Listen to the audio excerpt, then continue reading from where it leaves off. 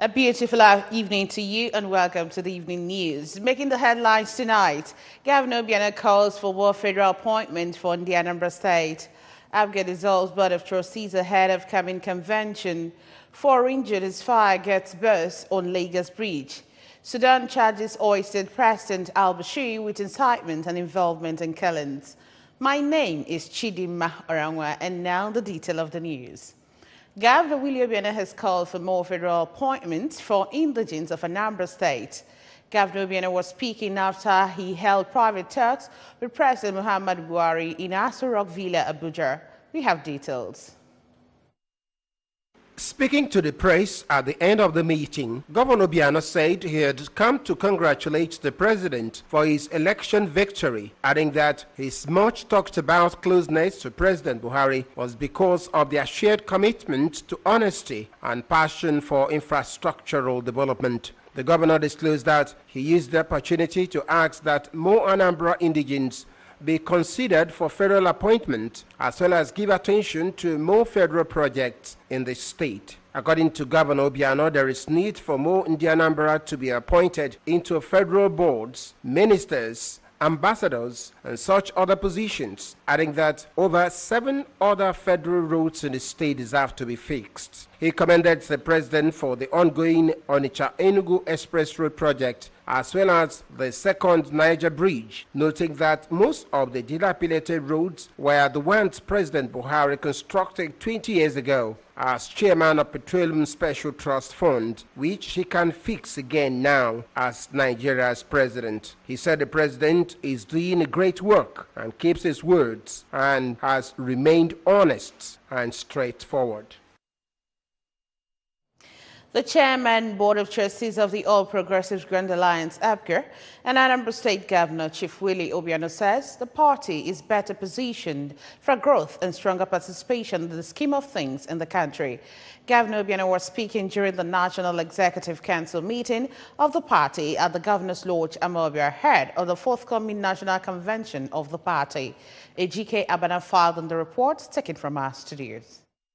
Governor Obiano led other members to the meeting attended by ABGA BOT members, National Working Committee members, chairmen and secretaries of the party from 36 states of the Federation, including the FCT, elected members from Abia, Anambra, and Taraba states, among others. Welcoming the delegates, Governor Obiano called on the members-elect of that party in the federal legislature to maximize their positions to entrench the strength of the party at the national level. The governor commended the outcome of the last election, as the party now has more representatives and is the 3rd largest party in the country. Governor Obiano asked them to conduct themselves responsibly in the forthcoming congresses and national convention of the party.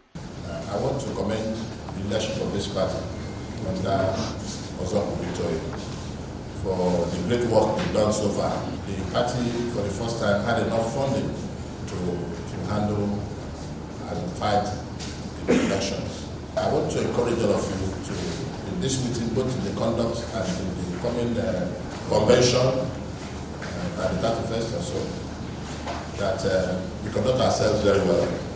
Meanwhile, the National Executive Council, NEC, of the All Progressive Grand Alliance, ABGA, has adopted that any member of the party that takes another member to court without following and exhausting the laid-down internal settlement mechanism stands to lose membership of the party. This formed part of the resolution reached at the NEC meeting of the party at the Governor's Lodge, Anambra. Declaring the resolution of the council, the national secretary of the party, Mr. Labran Marco, said that while they have adopted 31st May for their national convention, the state and zonal elections will hold on 23rd May. The local government elections hold 21st May, while the ward elections will hold 19th May 2019. The council also unanimously empowered the National Working Committee members of the party to prepare the agenda for the convention, stressing that the sharing formula for the office adopted in 2015 is still retained until the current leadership exhausts its 2 terms. According to Mr. Marco, The council adopted that all members of the Board of Trustees stands dissolved, having meritoriously served for 4 years, and thanked the governor for portraying the party in a good light, noting that his achievements are unprecedented, having scored many national goals, and presents the party as the best party in the country. Local government congresses of ABGA will hold throughout Nigeria on the 21st of May 2019. The state and zonal congresses of ABGA will hold throughout Nigeria on the 23rd of May 2019.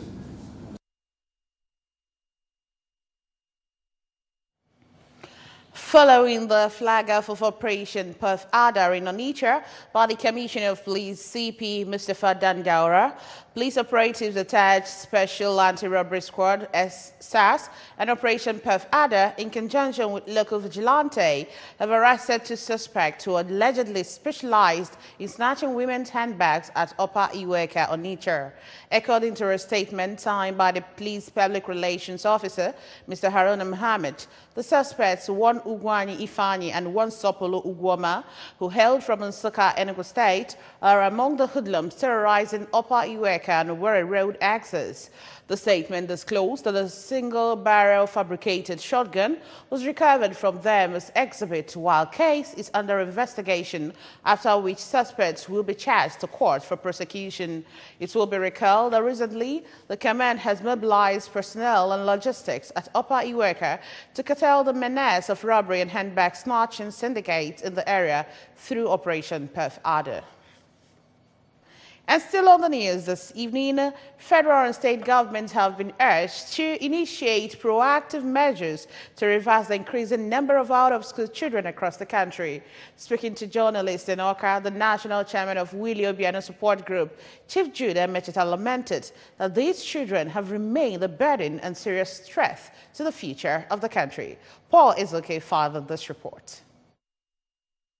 Chief Emechata pointed out that the children are always willing tools in the hands of criminal enemies who use them to expand scope of crime, insurgency and violence, especially in northern parts of the country. He commended Governor Willie Obiano's administration for its sustained efforts towards sustaining the state crime-free status, which resulted to prompt arrest of suspected killers of late president of Limo community, Chief Frank Iboka, and urged other governors to emulate Governor Obiano's security architecture to tackle challenge of insecurity across the country. Chief Emechata called for more robust collaboration and understanding between security agencies and the public to generate the necessary intelligence, especially at the grassroots, to rid the society of hoodlums, while the present synergy among security agencies should be sustained. He urged communities to protect street light facilities in their areas, which he noted has greatly enhanced security, especially in the night. The street light is giving a lot of hope to a lot of people when they travel on the road. The street light is also part of the security apparatus of the government. At least if you are driving in the night, if you are approaching a passport, you'll be able to see who is there. Would you need to stop? You need to, at least it gives you some little hope while you are driving in the night. In his reaction, a community leader, Chief Samuel Madakas, urged youth to shun cultism and other antisocial activities to protect their future. Chief Madakas asked churches and schools to intensify moral instructions to promote moral tone of the society. In Oka, Paul Ezoke, ABS News. Thank you so much, Paul, for that report. Now, national news. Hundreds of commuters were stranded and at least 4 people injured today as commercial bus maneuvering near a falling fuel tanker burnt beyond recognition, blocking the ever-busy Oke-Afo-Isolo Bridge in Lagos. The Farragut was carrying 14 passengers burnt when it was ascending the bridge connecting Oke-Afa with Isolo, Okota, and some others in Oshodi Isolo local government area. A witness told newsmen that at the scene, the 4 occupants of the bus were rushed to the Isolo General Hospital for treatment. The witness, whose car was slightly affected by smoke at the rear, told journalists that the bus driver was among those rushed to the hospital. Now, business news. Business activities were today paralyzed at the Abuja office of the Standards Organization of Nigeria as workers commenced industrial action over poor welfare condition. The work is under the umbrella body of the Amalgamated Union of Public Corporations, Civil Service Technical and Recreational Services employees, are demanding the immediate approval and implementation of better conditions of service of the agency. They also allege that the Director General of SON, Osta Bolama, had refused to obey the directive of the Federal Ministry of Labor and Employment on volunteerism. It was indeed a celebration and joy as Mr. and Mrs. John Ndo, a journalist, dedicated their triplets to Almighty God. The dedication service, which took place at St. Thomas Aquinas Catholic Church, Oka, attracted people from all walks of life, government functionaries, journalists from various media organizations in the state, including Anambra Broadcasting Service, ABS Family, led by Director, News and Current Affairs Department, Mr. Gabe Obaleze. Correspondent Ogochukwu Okeke was there and now tells us more. In his message, the state governor, Chief Willie Obiano, represented by the Chief Press Secretary, Sir James Eze, who described Mr. Ndo as a hardworking man, described the triplets as manifestation of God's presence, advising the family to trust in God as he will accomplish what he has already started.